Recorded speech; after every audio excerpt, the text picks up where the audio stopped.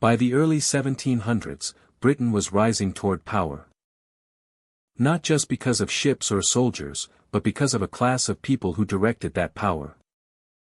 Wealthy merchants, royal officials, aristocrats, investors, and administrators built a network of influence across continents. They formed a world within the world. A world of palaces and ports, of banks and battlefields, of decisions made in quiet rooms that changed lives oceans away. They became known as Britain's Imperial Elite. This is the story of who they were. How they lived. What they controlled. And how they shaped the empire that changed history. Hello and welcome. I hope you are doing well today, and thank you for choosing to spend your time here with me. Today we explore a side of the British Empire that is often hidden behind battles and borders. Not the armies abroad, but the people at home who designed and directed the empire's expansion. These were the men and women who built fortunes on trade. Who influenced laws. Who gained titles, estates, and status from imperial success. They were the empire's decision-makers, its beneficiaries, and sometimes its architects. Before we begin, here is something to think about. Were Britain's imperial elite protecting the empire for the nation, or protecting it for themselves? Foundations of Power 1688 to 1707. The story begins with a shift in authority, one that will change the course of Britain's future. Kings and queens no longer rule by unquestioned command. Their authority now depends on partnership with Parliament. The monarchy remains important, but it no longer stands alone. The decisions of state begin to flow through a network of elites, advisors, and elected figures who all believe they have a place in shaping the realm. This change does not happen with dramatic battles across the land. It happens in council chambers and signed agreements. The political structure reshapes itself, creating a shared identity between rulers and the people who fund and guide them. It signals the birth of a new kind of state. One defined not solely by inherited authority, but by negotiation, influence, and the management of wealth. The Glorious Revolution becomes a starting point for a wider transformation. It introduces the idea that power in Britain is something to be balanced, not simply displayed. As the 17th century nears its end, Parliament gains new strength. It raises taxes. It negotiates foreign policy. It oversees trade. It becomes a partner in national authority. And in doing so, it unlocks the possibility of expansion. The state can now act with resources gathered from landowners, merchants, and financiers. The idea of empire changes from conquest alone to something more structured. Something planned. Banks grow in importance. Money begins to move differently. Investments travel through networks of lenders and borrowers. Lending becomes a tool for statecraft. Bonds are issued. Loans are taken. Credit is extended not just to nobles but to merchants and investors. Wealth begins to fuel ambition. Power begins to rest not only in castles and armies, but in ledgers, contracts, and letters sealed with wax. In 1694, the Bank of England is established. It becomes more than a bank. It becomes the engine that will finance expansion. Through it, the wealthy can lend to the state. They can support fleets, trading companies, and overseas ventures. It serves as a bridge between private ambition and public power. Ships that travel across oceans do so with money that flows through its vaults. Soldiers and sailors receive pay drawn from credit. Goods travel because banks allow merchants to risk investment without risking ruin. It is a new phase in the foundations of empire. One that relies on finance as surely on force. Private investment becomes vital. Wealthy families buy shares in overseas companies. Merchants join ventures that stretch from the Atlantic to the Indian Ocean. The empire becomes a business as much as a kingdom. Its territories are shaped not just by generals and governors, but by investors, insurers, accountants, and financiers. Influence becomes something that can be purchased, negotiated, and managed. The foundations of power expand outward from the crown to the city. From the palace to the port, the empire's reach is vast. As the 18th century approaches, something greater takes shape. England stands at the threshold of transformation. But it will not take that next step alone. In 1707, the Act of Union joins England and Scotland, forming the Kingdom of Great Britain. It is not only a political merger. It is an alliance of elites, merchants, and interests. Scottish families gain access to English colonial markets. English investors gain partnership with Scottish commercial networks. Two economies become one. Two parliaments are joined. Two identities begin to shape a shared future. The Act of Union is a legal document, but it functions like a key.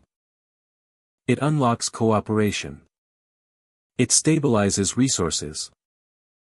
It brings new talent, capital, and motivation into the project of expansion. Scotland's ports, banks, and merchants begin to participate in the wider trade systems that are emerging. Shipyards grow. Trade routes expand. The United Kingdom does not mirror older European states. It becomes something different.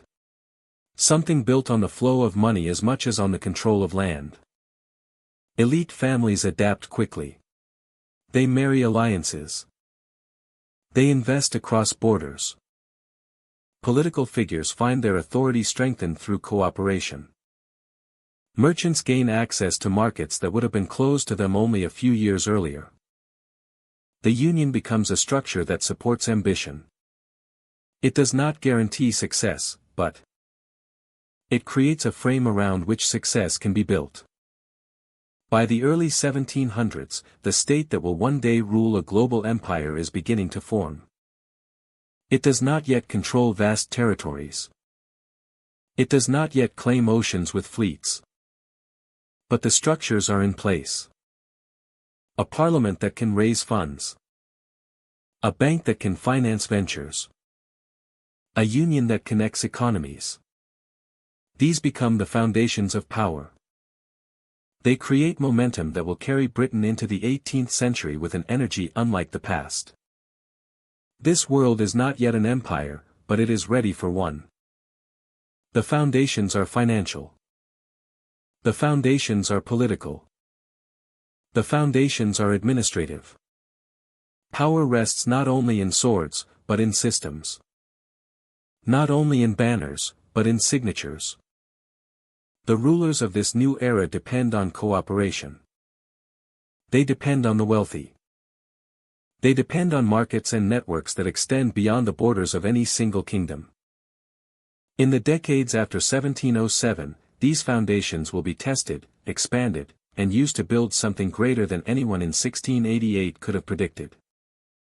For now, the transformation is quiet, but unmistakable. A kingdom has become a nation. A nation has become a system. And a system has become a foundation on which power can grow. The empire to come will not rise from land alone. It will rise from wealth, negotiation, partnership, and planned authority. These years, from 1688 to 1707, are where that future begins. Between 1707 and 1760, Britain entered an age where commerce began to reshape society. Trade expanded across the Atlantic and into the Indian Ocean. Ships sailed from British ports carrying manufactured goods, and returned with cargo that carried the promise of fortune. In this world, merchants did not simply grow wealthy. They rose in status. They gained power that rivaled the authority of aristocrats who had inherited land and titles. A new class emerged, built not on ancient lineage but on investment, ambition, and profit. It was here, in these decades, that merchants began to become masters. The ports of the kingdom were the foundation of this transformation. London stood at the peak, its river crowded with vessels waiting to unload goods from around the world. Liverpool expanded with Atlantic trade. Bristol channeled commerce into the West Country. Glasgow built its fortune through links to the Americas. Each port became an engine of profit, its wharves stretching further along the water as more ships arrived and more storehouses rose like monuments of timber and stone. What had once been regional centers became the lungs of an imperial economy, breathing wealth inward from overseas markets. Merchants learned to navigate not only oceans, but information. They studied the prices of goods in distant ports, watched markets rise and fall, and adjusted their strategies to profit from every shift in supply and demand. They organized fleets of ships, each one a moving investment holding cargo that could transform a year's income. They formed partnerships with agents overseas, establishing networks of trust and transaction that spanned continents. In coffee houses scattered across the ports, they shared rumors of harvests, shipping delays, or opportunities. One conversation could redirect a fortune. As profits rose, these traders invested not only in ships, but in the structures that supported maritime commerce. Insurance companies protected vessels against storms and loss. Banks financed voyages, opening lines of credit that allowed merchants to expand beyond what silver alone could support. Joint stock companies pooled resources and risks, turning business into collective power. Trade became more than a matter of transporting goods. It became a framework of contracts, capital, and calculation. The merchant transformed from sailor or shopkeeper into financier and strategist. Wealth brought physical change as well. Mansions appeared in port cities, funded by trade and built to display success. Estates were purchased in the countryside, where men whose fathers had worked in warehouses now walked gardens designed to mirror aristocratic prestige. Art, silverware, libraries, and private collections turned these homes into symbols of arrival. The old boundaries between land and commerce began to blur. Tradition had taught that land was the foundation of status. Now, merchants proved that money could purchase land as easily as it purchased goods. With wealth came political ambition. Merchants entered town councils, sponsored candidates, and stood for parliament. They shaped legislation that favored trade, lowered duties, and secured the protection of the Royal Navy along shipping routes. Influence became a tool of commerce. Decisions made in Parliament could increase the value of an investment thousands of miles away. Trade reached into government just as government reached into trade. Those who controlled shipping lanes and cargo lists began to guide policy as confidently as those who possessed inherited titles. Influence became a tool of commerce. This shift changed the meaning of power. The authority of the aristocracy had always rested on land, lineage, and tradition. The authority of the merchant rested on profit, networks, and mobility. One class inherited their position. The other built it. In the early 18th century, these worlds collided. Formal manors and polished estates stood alongside new fortunes generated by markets that stretched across oceans. At times they cooperated. At times they rivaled one another. The future would belong to whichever learned to adapt fastest. Trade shaped culture as well.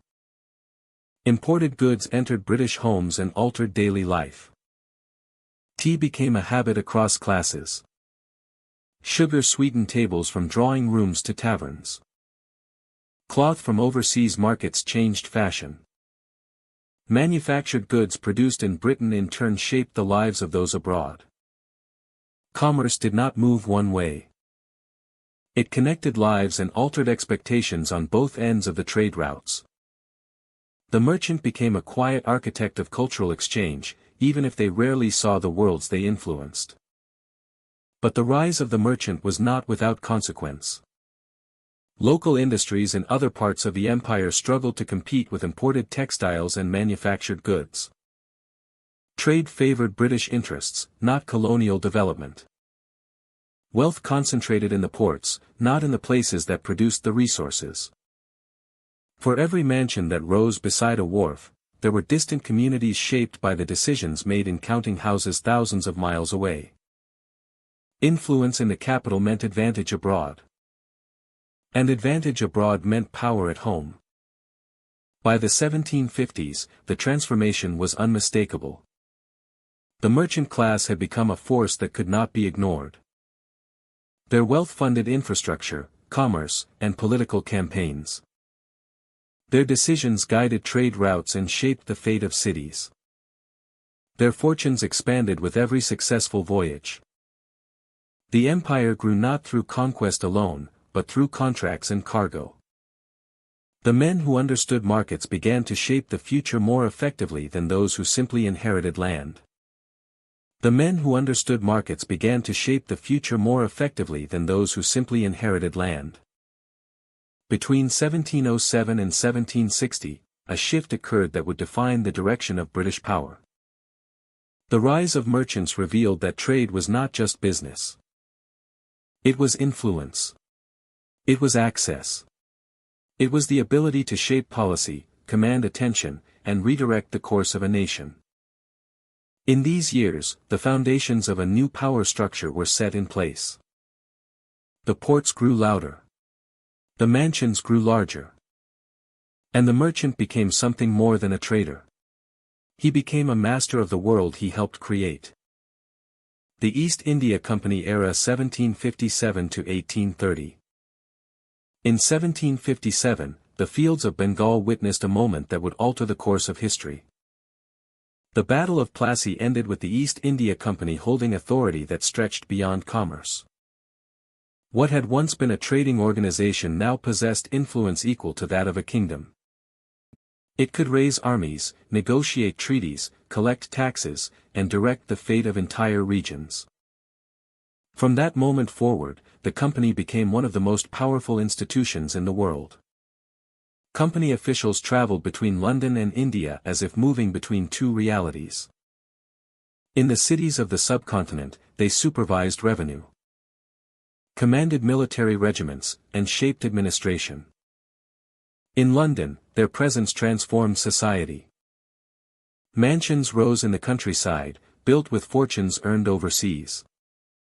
Estates were purchased by men who had never inherited titles but instead had purchased their status through wealth. A new kind of aristocracy emerged, defined not by lineage, but by empire.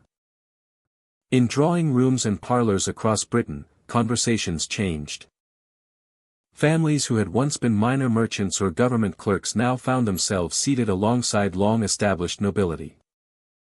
Their wealth came not from ancestral lands, but from trade monopolies, taxation systems, and commercial networks rooted in India. Their fortunes flowed from ports like Calcutta and Madras and arrived in London in the form of land ownership, influence, and political power. This transformation did not occur suddenly. It unfolded year by year, as revenue from India became a central pillar of British economic life. Taxes collected in Bengal and surrounding regions funded company armies. Administrative salaries were paid not from Londona's treasury, but from Indian accounts. Forts along the coast and offices in commercial districts depended on a reserve of wealth that had not originated in Britain. The empire's expansion relied on India not just for trade, but for capital. The Compania's officials, often referred to as nabobs in Britain, became symbols of this era. They returned with fortunes large enough to purchase estates, endow schools, and enter politics. Some invested in banks and shipping companies. Others bought seats in Parliament, gaining direct influence over the laws that governed both Britain and the Empire. Their authority was not inherited. It was acquired. Across the British countryside, new estates appeared with architecture modeled after older noble houses. They stood as monuments to the Compania's rise. The wealth that funded these estates came from commercial monopolies, land revenue, and trade goods that crossed oceans. In London, townhouses filled with artwork, silver, and imported furnishings. The material culture of the era reflected the global reach of the Compania's operations. Meanwhile, in India, the foundation of that wealth remained visible. Revenue systems reorganized agricultural regions. Land that had sustained local economies for generations now supported officers thousands of miles away. Trade no longer flowed primarily to nearby centers. It moved outward, directed by company priorities. Cotton, spices, saltpetre, silk, and opium became engines of commerce. Each shipment supported the Compania's military and administrative needs. The influence of the East India Company reached beyond economics. Education, architecture, and politics began to shift. Knowledge gathered in India contributed to new academic programs. Maps, language studies, and research collections expanded. Museums displayed objects brought from overseas. Parliamentary debates referenced regions that most citizens would never see. The idea of Britain itself expanded to include territories under company rule. Yet this rise brought complexity. The company's private army became larger than that of many European states. Its officers commanded soldiers in campaigns that shaped regional authority. Treaties altered the balance of power in India. Local rulers negotiated with a commercial institution that operated like a government. The distance between trade and sovereignty narrowed until they were almost the same. By the early 19th century, the company faced new challenges. Reforms and inquiries in London questioned the extent of its authority. Critics debated whether a commercial organization should govern entire provinces. The company remained powerful, but its future was no longer guaranteed. The British government increased oversight, recognizing that the institution had become too significant to exist without regulation. Even with new constraints, the influence of the company continued. Profits still reached London. Families enriched by imperial trade continued to rise in social rank. Titles were purchased. Marriages linked new wealth to old nobility. Britannia's upper class became a combination of inherited status and commercial fortune. The social map of the nation had been rewritten. For those who lived in Britain, the East India Company era appeared as a period of confidence and prosperity. New rail lines and roads crossed the countryside. Industrial cities expanded. Public buildings grew more elaborate. But beneath the surface, the structure of this prosperity relied on trade networks sustained by empire. Without India, the financial system that supported much of this growth would have weakened. By 1830, the company stood at the height of its influence, yet the shadows of transition had begun to form. The era of private empire was reaching its limits. The wealth it generated had reshaped Britain. The officials who returned home with fortunes had created a new aristocracy, one defined not by ancient bloodlines but by the profits of expansion. It reshaped society. It redrew class structures. It linked distant regions through commerce and administration. It created a new kind of power, built not from tradition, but from revenue. This was the aristocracy of empire. A world where titles were earned not through birth, but through the wealth of overseas dominion. The era had begun with a battle in 1757. And by 1830, its influence reached every corner of British life. Aristocrats of the empire rise to prominence between 1760 and 1837. In these years, the British aristocracy is not merely a class defined by title, estate, and heritage. It becomes a governing force that directs the reach of empire. While the industrial world begins to transform Britain at home, the aristocratic world shapes expansion abroad. The empire is not simply administered. It is managed, influenced, and guided by a network of families whose wealth and authority depend on distant territories. Between 1760 and 1837, the British aristocracy's influence extends far beyond their own shores. Fortunes grow through connections rather than isolation. Estates in the countryside are funded by commercial ventures that stretch across oceans. Some families invest in overseas plantations. Others partner with merchant companies operating out of London, Liverpool, and Bristol. Their profits come from sugar from the Caribbean, cotton from India, and metals from Africa. The wealth of the aristocracy becomes tied to the movement of goods through imperial trade. Parliament becomes the stage on which imperial priorities are set. Seats are held by those with land, title, and connections. Legislation is passed that strengthens commercial opportunities overseas and secures the political framework needed to maintain control in colonies. The bill debated in a chamber of the capital can alter the fate of merchants in Calcutta, garrisons in Canada, or plantations in the Caribbean.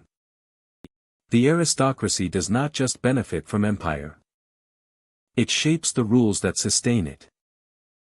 Governors appointed to colonial territories often come from titled families.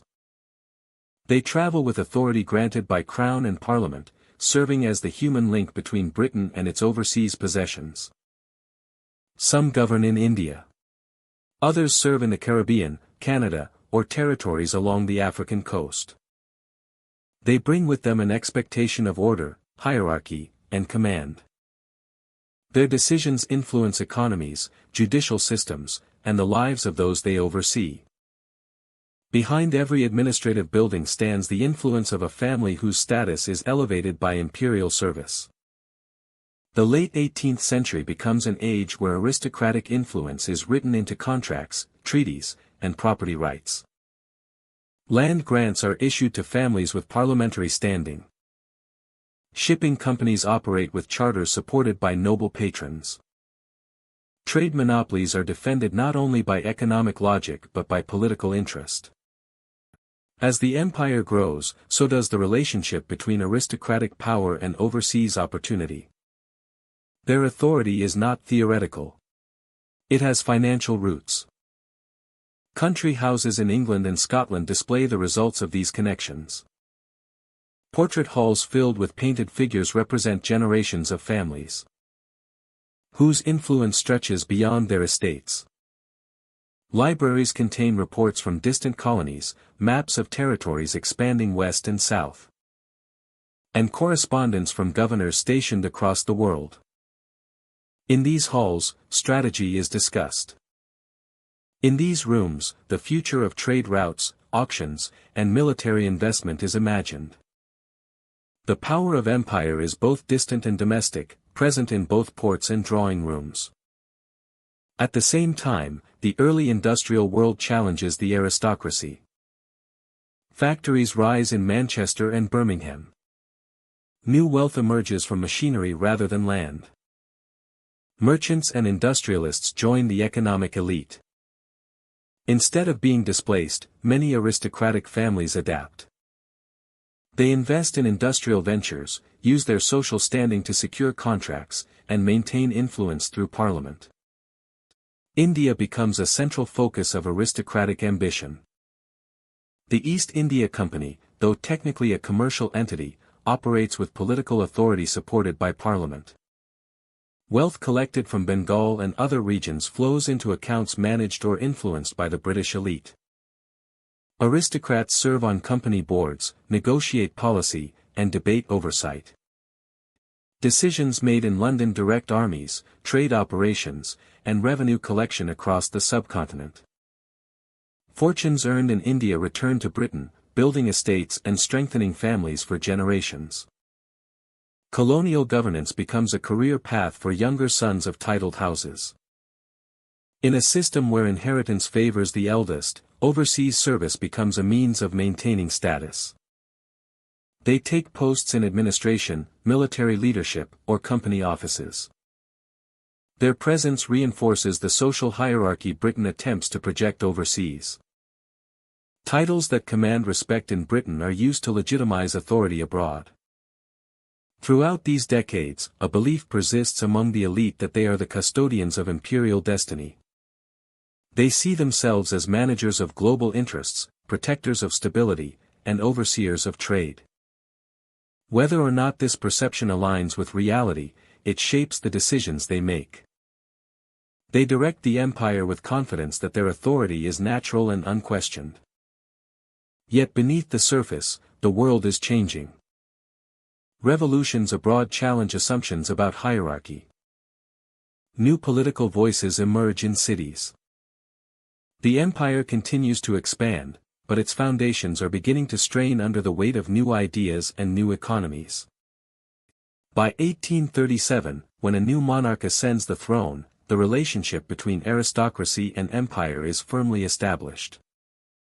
The families who shaped trade, controlled legislation, and governed colonies have left their mark. The empire is not simply a structure of ports and ships. It is a system built through drawing rooms, parliamentary halls, and estate offices. Aristocrats of the empire do not rule from a distance out of curiosity. They participate, invest, legislate, and direct. They are not observers. They are architects. Queen Victoria and the Imperial Identity 1837–1901 begins with a crown placed on a young queen's head and an empire already in motion. In 1837, Britain did not simply rule territories. It ruled an idea. An idea of authority that stretched across continents and oceans. An idea that linked power to prestige, and prestige to the empire itself.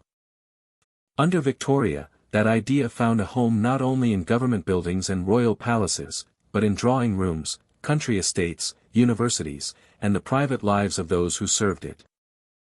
During her reign, the notion of a ruling class dedicated to empire reached its height. Britain developed a carefully cultivated identity, shared among officials who governed abroad and the elites who welcomed them home. Titles like Governor-General and Viceroy became badges of distinction. They were more than job descriptions.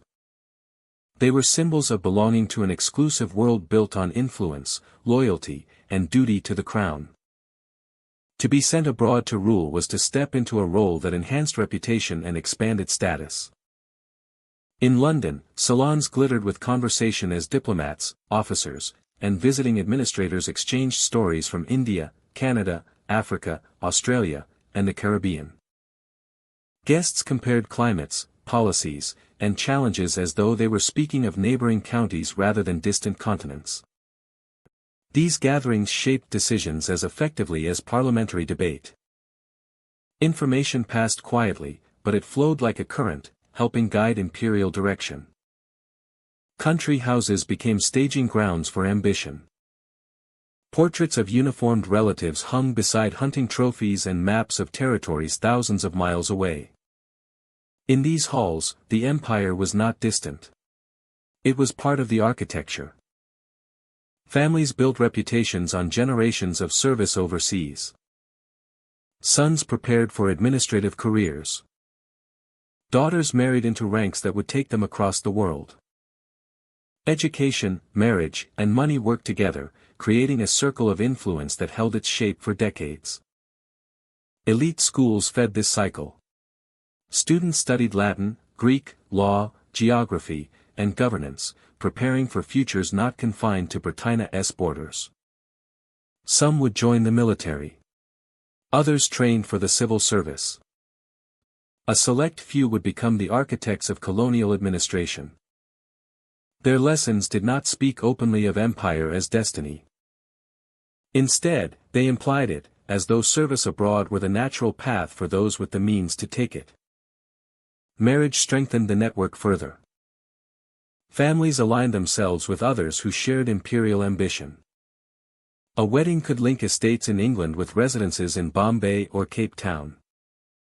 Union became strategy. It allowed property, wealth, and power to travel freely through the empire, following the same routes as mail ships and cargo vessels.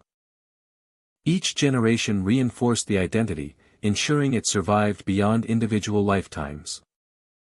Money tied everything together. Investment in railways, shipping lines, plantations, mines, and trading companies brought profit to those already positioned to benefit. The wealth accumulated in country banks and London institutions helped build estates and send more officials abroad. The cycle repeated. Power sustained wealth, and wealth sustained power. Throughout Victoria's reign, the imperial identity wrapped itself in ceremony. Royal receptions welcomed men who had governed territories half a world away. Governors and viceroys returned to London to receive honors, medals, and seats at official tables. These events were performances of authority. They showed the empire not as a distant project, but as a shared endeavor shaped by a social class that believed administration was both duty and privilege. This belief extended outward in symbols and rituals. Uniforms, insignia, and ceremonial architecture signaled authority. Flags rose over enclosures during official visits. Courts conducted in British legal tradition appeared in places that had never known the system before. It was governance through appearance as much as through regulation. The empire projected order, and that projection strengthened the identity of those who served it. Yet behind the prestige lay complexity. The imperial elite lived between worlds. They governed abroad but belonged socially to Britain. They made decisions that affected millions but shared dinners with a select few. Some believed in the mission of the empire sincerely. Others saw opportunity more than responsibility. Many lived between confidence and doubt, certain of their authority but unsure of how history would judge them. In India, governors and viceroys presided over territories that demanded constant negotiation. In Canada and Australia, officials balanced self-governance with imperial loyalty. In Africa and the Caribbean, administrators enforced systems that shaped economies and societies. Each region influenced the identity differently, yet all contributed to the idea that British authority abroad defined status at home. By the late 19th century, Queen Victoria herself had become the face of that identity. Her image appeared on coins, stamps, portraits, and official documents. She became Empress of India, a title that reflected the height of imperial ambition. For those who served the empire, loyalty to the crown was loyalty to the structure that sustained their lives. Whether celebrated or questioned, that loyalty shaped their decisions. But even as the identity expanded, pressure formed around it. Critics challenged the assumptions that underpinned authority. Reformers questioned the cost. Across the empire, voices argued that governance from afar could never last forever. Even within Britain, the ruling class began to sense that power was shifting. The identity held its shape, but it could not ignore the changing world. When Queen Victoria's reign ended in 1901, the imperial identity she helped define did not disappear. It continued in offices, schools, portraits, and ceremonies. It lived on in the social networks built across continents. It survived in memory and culture, even as history pulled the world toward a new century and a new balance of power. Queen Victoria's era created more than an empire. It created a class, a structure of belief, a social world built on governance beyond Britain's shores. It shaped how people understood authority, ambition, and identity. And even long after the empire faded, the idea remained. An elite identity tied to global control. A world built on education, marriage, and money. A legacy written into rank, reputation, and ritual. A structure that outlasted the crown that shaped it. Clubs, offices, and corridors of power 1850 to 1914. The age opens not with battles or crowns, but with doors closing quietly in Londona's West End. Behind them, in lounges lined with portraits and polished wood. The foundations of imperial influence are arranged like pieces on a board. Gentle conversation floats through cigar smoke. Newspapers lie open beside maps. Politics, business, and administration overlap until they are nearly the same thing. By the mid-19th century, power in Britain is not an accident. It is an organization. London becomes a machine made of people, places, and systems. Clubs in the West End serve as meeting grounds for elites who blend social life with political purpose. Banks in the City of London handle capital that circulates across continents. Government buildings in Whitehall process decisions that apply to territories thousands of miles away. Each sector performs a role. Together, they function like gears turning in synchronized motion. When one moves, the others follow. Within these clubs, conversations decide opportunities far beyond Britannia's shores. Colonial investors meet diplomats. Retired officers share advice with administrators preparing for overseas assignments. Journalists talk with politicians who want stories shaped a certain way. Nothing appears official, yet outcomes take form. Influence becomes a trade made in whispers rather than decrees. The setting is informal, but the purpose is clear. Banks in the city manage the financial lifeblood of empire. The counting rooms are filled with clerks, ledgers, and telegraph desks tapping reports from distant ports. Money flows from loans into shipping lines, mining companies, and rail construction firms. Insurance houses reduce risk so merchants can operate at the edge of the world without fear of ruin. Decisions made in offices beside St. Paul's Cathedral influence trade patterns in regions many bankers will never see. Finance becomes the unseen infrastructure holding the empire together. In Whitehall, the corridors fill with the footsteps of clerks carrying documents between departments. Orders are filed, reviewed, stamped, and dispatched. The India office becomes the administrative spine of South Asia. Within its walls, officials study reports, update policies, and direct the work of governors thousands of miles away. The future of cities, provinces, and trade laws is discussed in rooms that feel far removed from the places they affect. Authority travels on ink and signatures rather than on horseback or ship. The Colonial Office works in parallel, responsible for territories across Africa, the Caribbean, and the Pacific. Governors write home with requests, warnings, or optimism. London responds with instruction, caution, or strategy. The work is slow, administrative, and procedural, yet its consequences are enormous.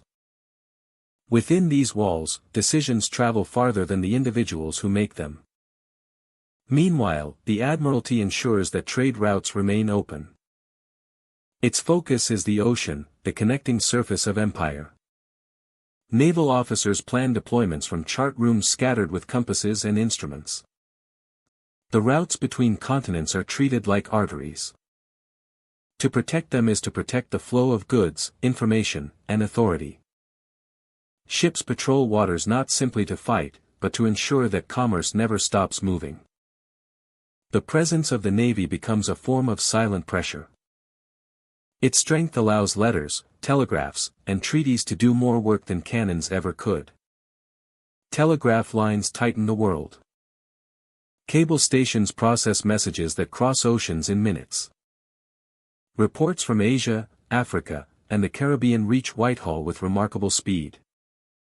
The distance between London and its territories shrinks, not in miles but in time. Commands that once took months now take hours. Influence accelerates. The empire no longer waits for the wind to move ships. It moves by electricity. The pace of power changes. Power in this era is not loud. It does not rely on spectacle. It exists in patterns, routines, and habits refined over decades. It hides in schedules and correspondence. It stands inside private offices where clerks sort information into files and cabinets. Power is stored in knowledge and distributed through paperwork.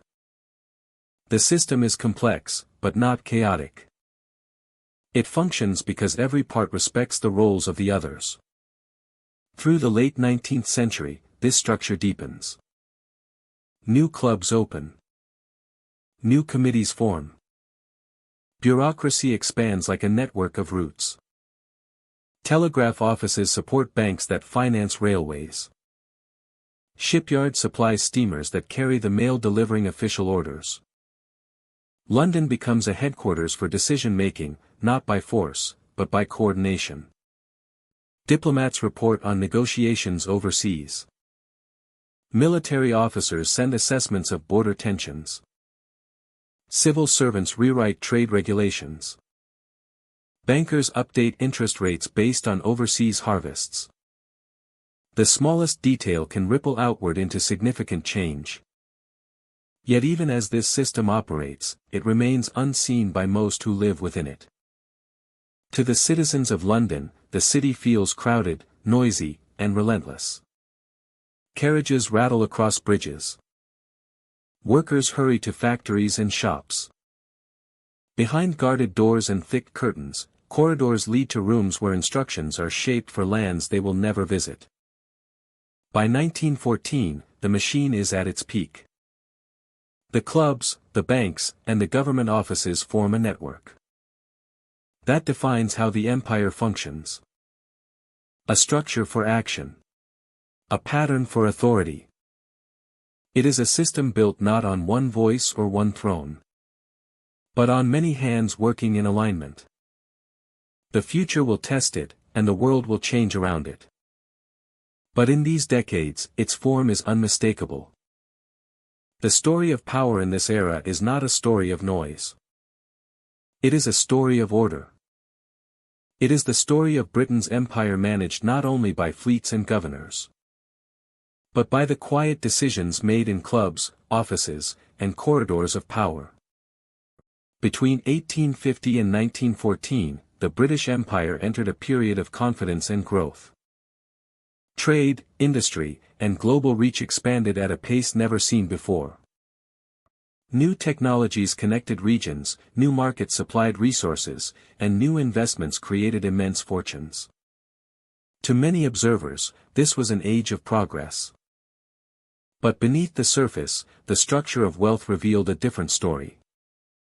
The prosperity of the era was uneven. The rewards gathered at the top, while the pressures settled elsewhere. Wealth and inequality moved together, each shaping the other as the empire advanced. In London, the contrast was unmistakable. Grand estates rose along the West End, built with profit drawn from trade, finance, and overseas holdings. Broad streets lined with polished stone fronted the homes of families whose investments stretched across continents. Behind those neighborhoods, districts of poverty pushed against the edges of prosperity. Narrow streets housed workers who supplied the labor that fed the Empire's systems. Gas lamps cast light on the divide each night as coaches rolled past tenements where residents struggled to afford coal and bread. In the capital, success and hardship existed in full view of one another. Liverpool told a similar story.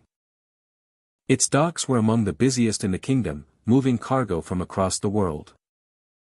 Shipowners and merchants built houses that looked like monuments to their success.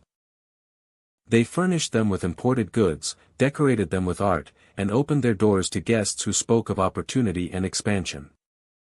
Yet the workers who loaded the ships and hauled the crates lived in crowded districts where wages lagged behind the cost of living. The smell of the sea filled both neighborhoods, but the experience of that scent was not the same. One group saw the ocean as a source of fortune. The other saw it as the place where their labor disappeared into ships that sailed away. This imbalance stretched beyond Britannia's shores. Across the empire, resources moved outward. Minerals, crops, and manufactured goods traveled along routes designed to serve British markets. Railways and roads built in colonial territories often led not toward towns and communities, but toward ports. Their purpose was not always connection. It was extraction. Wealth flowed inward toward the metropole, often bypassing the places from which it came. For those abroad, the empire could feel like an invisible funnel, drawing value toward a distant center.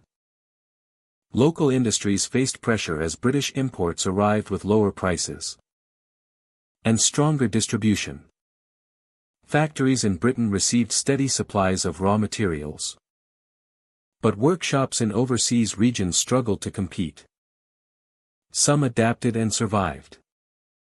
Others faded as markets shifted. The global economy rewarded the industrial engine in Britain. But the cost of that reward was carried far from the capital. Foreign markets became dependent on British goods. The social experience of inequality appeared in daily life. In London, new museums and schools reflected the cultural confidence of the era. Marble floors, glass cases, and lecture halls celebrated the Empire's reach. They stood as symbols of prestige. In the districts beyond, children worked to support their families and shared space in buildings that lacked proper sanitation. Public services expanded unevenly, their benefits strongest where wealth had influence.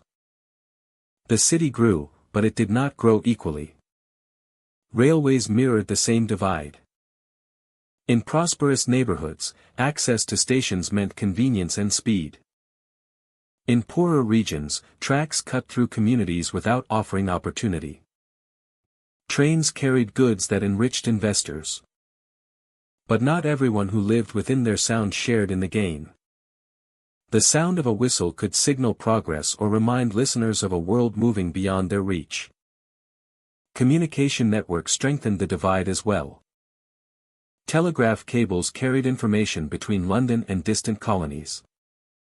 Investors could react to market changes within hours. Colonial administrators received instructions with unprecedented speed. But the people whose resources and labor supported these systems often lived without access to the same channels of influence. Information moved quickly in one direction. Wealth reshaped expectations. Families with access to global trade considered futures shaped by education, travel, and investment. Those without such access measured the future in terms of wages, rent, and survival. The same empire that promised prosperity also created systems that limited who could participate in it. Privilege became structural rather than accidental, reinforced by laws and policies designed to protect commercial interests. Yet inequality did not silence awareness. Writers, activists, and workers questioned the structure of wealth. They noted how profits were counted in the capital while costs were felt elsewhere. Newspapers reported conditions in crowded urban districts. Letters and speeches from overseas territories challenged the fairness of trade and governance. Change did not arrive immediately, but the recognition of imbalance grew clearer as the 19th century moved toward the 20th. By 1914, on the eve of global conflict, the empire stood at a crossroads. Its economy was powerful. Its cities displayed progress in stone and steel. But its inequalities were woven into the foundation. Workers in Britain and abroad carried the burden of sustaining those networks. Resources moved outward. Wealth flowed inward. The system seemed unshakable, yet tension held it together.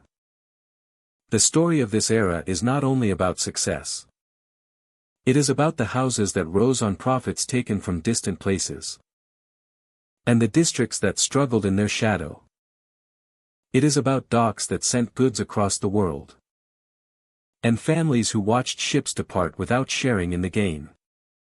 It is about influence that traveled through cables and contracts. And voices that struggled to travel with it. Between 1850 and 1914, wealth and inequality shaped one another. The empire grew, but not equally. The benefits and burdens were divided. Some lived in the comfort of drawing rooms and gardens. Others counted the hours of labor that sustained them. As the world moved toward a new century, the balance between prosperity and hardship remained uneven, a shadow stretching behind the light of progress. Cracks in the system 1914 to 1945. In 1914, the world stepped into a new kind of conflict. Old expectations of stability and control collapsed as Europe mobilized for war. What had once seemed permanent began to tremble. The British Empire entered the First World War with confidence, but as the fighting spread across continents, that confidence was challenged. The empire survived, but the cost of survival carved the first visible cracks into a system that had once appeared unbreakable. Across Europe, mechanized warfare reshaped the battlefield. The empire took on a burden larger than any it had faced before. Soldiers poured in from India, Africa, Canada, Australia, New Zealand, and the Caribbean. Supplies traveled across oceans to support campaigns that lasted far longer than expected. London did not simply command armies. It drained its treasury to sustain them. Countries that had once been distant possessions became essential to Britannia's ability to remain in the war. On the home front, rationing, shortages, and industrial strain became part of daily life. Factories retooled to produce artillery and ammunition. Labor movements grew louder as working conditions tightened.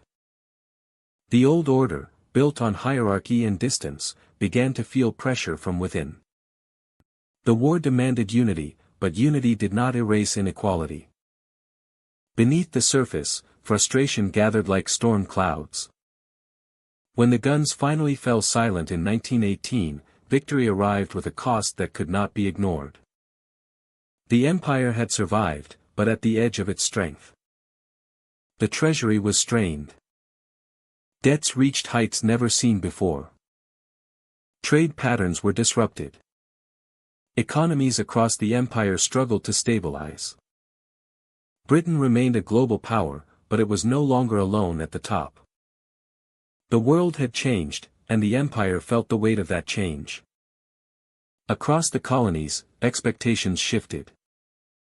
India had filled regiments and supplied resources, and now political leaders demanded recognition. In Africa and the Caribbean, new voices questioned the structures that kept local populations under administrative oversight. In Canada, Australia, and New Zealand, wartime sacrifice accelerated national identities. These regions had fought alongside Britain, not behind it. That difference mattered. The empire could not ignore the rising call for autonomy. Meanwhile, Europe struggled to recover. The war had damaged industries, reshaped borders, and weakened financial institutions. Britain attempted to maintain its global commitments. But cracks spread through the systems that supported them. Economic strain here. A protest there. A law challenged. A promise questioned. Then came 1939. Another war. Another test. The Second World War struck with a force that ripped open the fractures left behind from the First. Britain entered the conflict weakened but determined. Once again, the empire became essential to survival. Troops from across the world mobilized. Supplies moved from ports, mines, and farms scattered across continents. But this time, the system strained harder. The resources that had once flowed outward so easily now moved through a world filled with danger. Japan's advance across Asia exposed a vulnerability that few in London had admitted. British colonies that had seemed secure fell under attack. Singapore, considered a symbol of strength, collapsed in 1942. Its fall sent shockwaves far beyond military strategy. It was proof that the empire could be broken. The illusion of invincibility shattered. At home, bombing campaigns damaged industrial cities. Evacuation trains carried children to the countryside. Streets that once represented confidence filled with rubble. Factories continued to operate, but at a cost measured in exhaustion and sacrifice. The treasury, already strained after the First World War, bent further under the pressure of loans and military spending. Britain survived because it had allies and because it found a way to endure. But endurance came with consequences. By the midpoint of the war, the cracks in the imperial system had widened. Leaders across Asia and Africa argued that if their people could fight for the empire, they could govern themselves. The Caribbean supplied labor and shipping support, and demanded acknowledgement in return. Canada, Australia, and New Zealand operated with increasing independence. They coordinated with Britain, but not beneath it. The old chains of authority no longer held as tightly as before. Power that had once flowed outward from London now dispersed in multiple directions. Influence had to be negotiated rather than imposed. Where the empire had once stood as a structure of command, it now resembled a network held together by obligation, compromise, and necessity. In 1945, the war ended. Britain stood among the victors, but victory revealed the truth that had formed slowly over 3 decades. The cost of 2 global wars had reshaped everything. The military power was respected but overstretched. Public opinion across the empire had shifted. The foundation of authority was no longer unquestioned. The cracks in the system were no longer hidden. In India, demands for independence moved toward inevitability. In Africa, political movements gathered support. In the Caribbean, economic expectations and cultural identity moved away from colonial frameworks. Across the former dominions, governments stepped forward with increased confidence. The world that emerged in 1945 was not the world of 1914. The empire had survived both wars. But survival did not guarantee permanence. Change approached like a tide. Not sudden. Not violent. But unstoppable. Power was no longer guaranteed. Control was no longer certain. The old order had weakened. Not because it was defeated in battle, but because the world it was built to govern no longer existed. Cracks had appeared. And through those cracks, a new future began to rise. Change was coming. End of empire, end of an era. The year is 1947, and the world stands at the edge of transformation. India gains independence, and with that moment, the structure that once held together the British Empire begins to weaken. For generations, officials, aristocrats, and industrial elites believed the empire would last indefinitely. They built careers, fortunes, and identities around its permanence. But the post-war world brings a different reality, and the system that seemed immovable starts to come apart. London emerges from the Second World War victorious, yet wounded. Cities are damaged. Finances are strained. The costs of defense, administration, and infrastructure exceed what a recovering nation can afford. The imperial engine no longer pays for itself. Leaders recognize that the era of global command has passed. For the British elite, the shift is more than political. It is personal. Country houses filled with portraits of colonial administrators represent a fading world. Families that once served as governors, officers, and company directors watch as territories gain independence. Their status at home may survive, built on estates and inherited wealth. But the avenues for influence abroad are closing. Titles still matter, but they no longer guarantee authority over distant lands. After India, the change accelerates. Burma and Ceylon depart. Ghana becomes independent in 1957, the first of many in sub-Saharan Africa. Nigeria follows in 1960, its population ready to shape its own future. Across the Caribbean, islands negotiate new constitutions and prepare for self-governance. Each departure signals the same truth. The empire is shifting from possession to partnership, from rule to diplomacy, from command to conversation. Throughout the 1950s, Britain attempts to manage this transformation carefully. Officials negotiate transitions, draft agreements, and establish new relationships. The United States and the Soviet Union dominate global diplomacy. Former colonies establish regional alliances. New nations take their place in the United Nations, raising their voices in international debates. Britain remains present, but it is no longer the center of the world. Singapore, Malaya, and territories across East Africa reveal the difficulty of holding on. Military presence is expensive. Political authority is questioned. Local populations demand representation.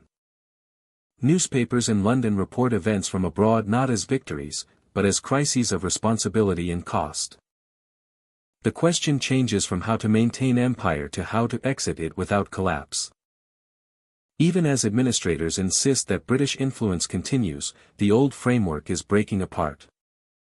Trade routes adjust. Ships that once carried goods under imperial preference now operate in a world of new tariffs, new agreements, and new competitors. Ports like Liverpool and London feel the shift in cargo and markets. Industries dependent on old colonial systems must adapt. Some fail. Some survive. Some transform.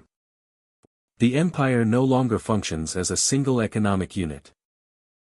It becomes a network of independent nations choosing their own paths. For those who built their identity on imperial administration, the change is profound. Officers returning from overseas assignments find fewer positions waiting for them. Younger generations see limited opportunities to serve abroad. Careers that once spanned continents now end at domestic borders. The old idea of empire as destiny fades, replaced by the reality of a modern nation-state adjusting to new limitations. Even so, privilege does not vanish. Wealth remains in estates, investments, and social connections. Schools and clubs that once trained men for imperial careers continue to function. Though now their graduates enter business, politics, or diplomacy rather than colonial administration. Influence survives, but it turns inward. The British elite adapt by redefining themselves within a smaller world. By 1960, the era of empire is effectively finished. There are still territories and dependencies, but the idea of a global system directed from London has ended. Not from defeat alone, but from changing economics, international pressure, and the rising voices of nations that no longer accept foreign rule. The end of empire changes Britain itself. Cities once powered by imperial trade must rebuild their purpose.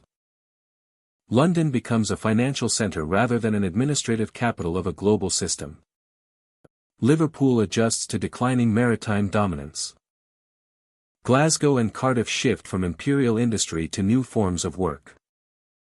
The past remains visible in architecture and archives, but the future moves in another direction. This era closes not with silence, but with transformation. New nations step forward, each carrying their own history and hopes.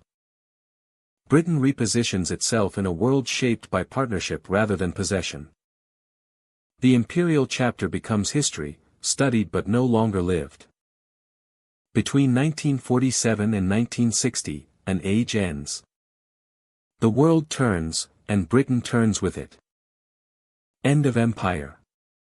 End of an era. The legacy of power 1960 to today begins after the age of empire had formally ended. Flags were lowered. Colonies became nations. Administrative offices closed their doors or changed their purpose. Yet the structures that empire created did not vanish. They remained in the background of modern life, like architecture from an older century still standing on a city street. The official machinery was gone. The influence remained. Old estates still stand across the British countryside, surrounded by walls, gardens, and memories. Some became museums. Others became private homes or hotels. Many still belong to families whose names once appeared in colonial records and official dispatches. Their portraits hang in hallways. Their archives rest in quiet libraries. These buildings are not relics of fantasy. They are part of a living world that stretches from past to present. Titles still exist.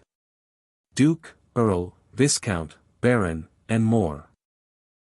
Their powers have changed, reduced over time, narrowed by law and shifting public expectation. Yet the titles remain as symbols, like echoes of the authority their ancestors held. They carry recognition. They carry history.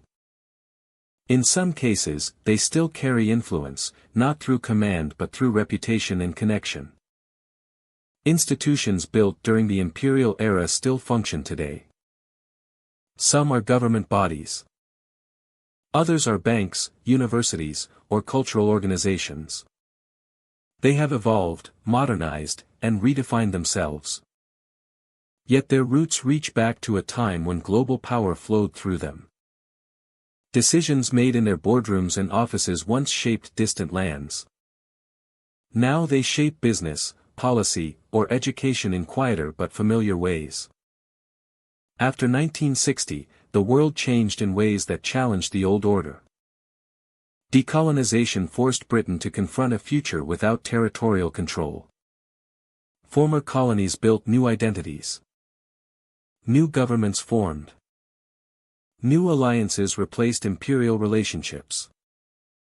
But even in this transformed world, the descendants of imperial families remained present. Some entered politics. Others moved into finance, media, or philanthropy. Their influence is quieter now. Sometimes invisible. But influence rarely disappears entirely. It adapts. The elite did not vanish when the empire fell. They adjusted. They shifted from overt authority to subtle presence. Their power became less about administration and more about connection. Less about command and more about access. Less about owning territories and more about navigating opportunities. The shape changed. The structure stayed. In modern Britain, these families appear in places that do not declare their history openly. Boardrooms. Advisory committees. Private schools that prepare the next generation of leadership. Clubs where introductions open doors. Trusts that donate to museums, universities, and charities. Their role is not always dramatic. It is often quiet. But quiet does not mean absent. The world around them has changed. Migration brought new voices to Britain, reshaping cities and culture. Former colonies are now partners, critics, allies, or competitors. The empire no longer defines the future. Yet the legacy of power still influences the present, because power rarely ends at the same moment authority does. Walk through London and the past appears without needing to be named. Courthouses modeled on imperial administration still hold trials. Museums built on 19th-century wealth still display artifacts collected during that era. Universities founded for the children of the elite now educate students from around the world. Some of those students return home to lead nations once ruled from afar. Others stay and become part of the next chapter of influence. This legacy is not a conspiracy or a hidden government. It is continuity. A line between past and present. A network formed over centuries. It exists in habits, expectations, and the confidence that comes from knowing one's place in the world. It is the weight of history passed from one generation to the next. The families who once governed territories now govern companies or foundations. Their letters have been replaced with emails. Their telegrams with conference calls.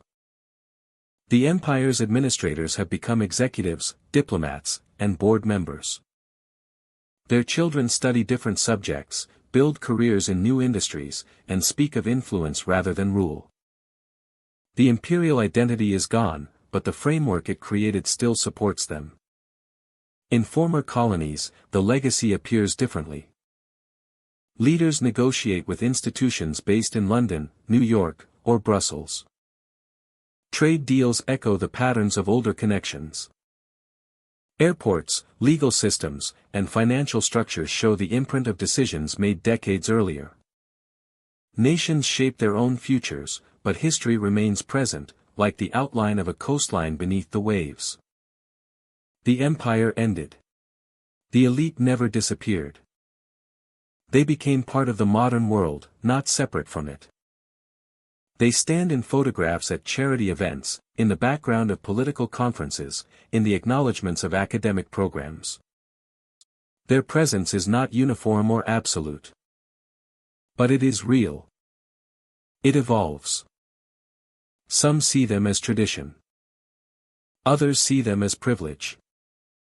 Many accept them as part of the landscape of power.